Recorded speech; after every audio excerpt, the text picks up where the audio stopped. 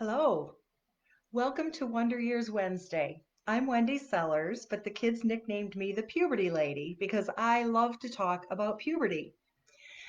During the pandemic, many schools were not able to teach the puberty lessons, which turned over that responsibility exclusively to parents and other trusted adults to teach kids about puberty. And so I've been doing a series of book reviews to give parents some ideas for how they can teach puberty using books. During the pandemic, we've also seen some very unique situations where we are all kind of cooped up in close spaces. We're not getting out as much. Um, Many kids have had to be in unsupervised situations. And so we're hearing a lot of increased reports of domestic violence and child abuse. And so the book that I chose this week talks about bodily autonomy and consent.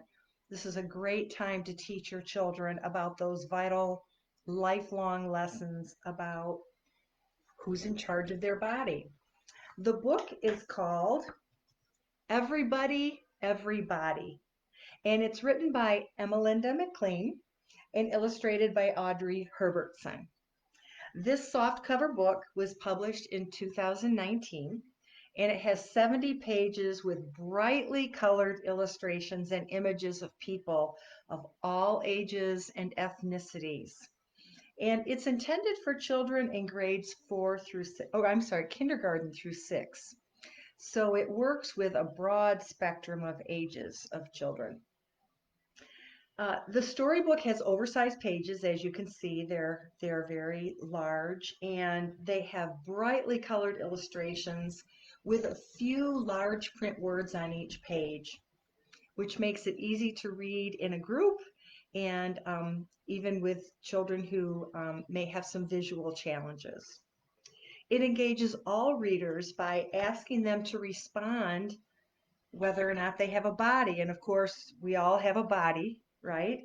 And starting with infancy, it talks about the fact that we all grow into adults eventually in our own time, at our own pace. It overviews the ways that our bodies sometimes can feel bad, like if we're ill or if we're touched in a way that hurts. And then it gives many examples of how our body feels good. Wiggling our toes in warm sand, or jumping in puddles, or dancing, or running, and many other fun examples. The second half of the book explains how every person has a right to say what happens to their body. It explains consent and gives examples of how to ask for consent um, and what to do to listen to an answer. Um, it talks about how to respect babies even though they can't say yes or no. And so it really emphasizes looking at body language for clues about whether a person likes being touched that way or not. And it uses babies as an example for how to read that body language and the importance of talking to babies about how you're touching them. And it ends by wishing consent, respect, and joy to everyone. So I want to show you a couple of pages. Here's an example of pictures, drawings of two children. Ways the book is inclusive. The children in the book are of multiple genders and races, ethnicities.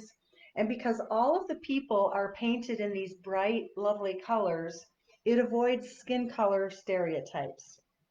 It also portrays people with glasses and a cane on different pages, so different bodily abilities, and it portrays people of all ages. The large print makes it really easy to read in a group or for those with visual impairments. A couple of details to notice. The book is very body positive, and it's a mini tutorial about body care.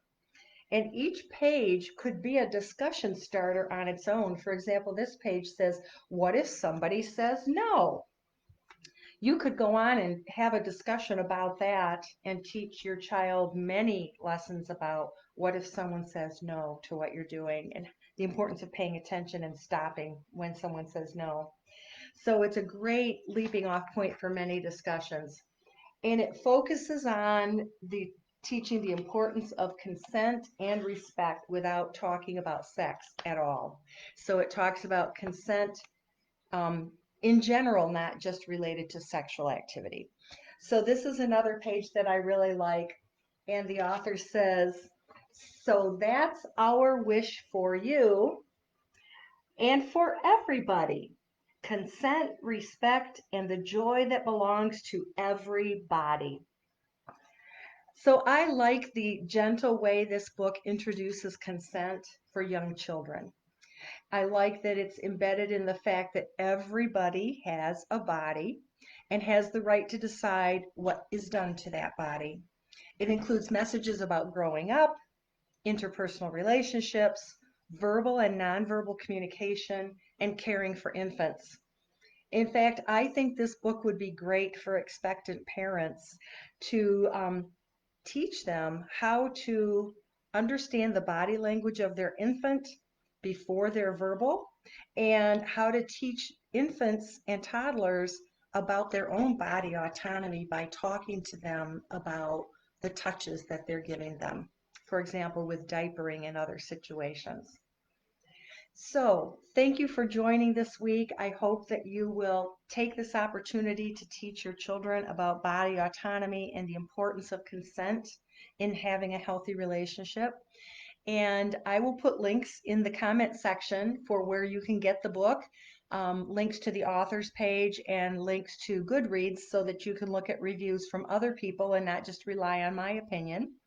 And if you have any questions, comments, or suggestions, I would love to hear from you. And so please do jot down your thoughts in the comment section. And I look forward to seeing you next week, 4 o'clock Eastern Time, for another Wonder Years Wednesday. Until then, I hope you take care and stay healthy. Thank you.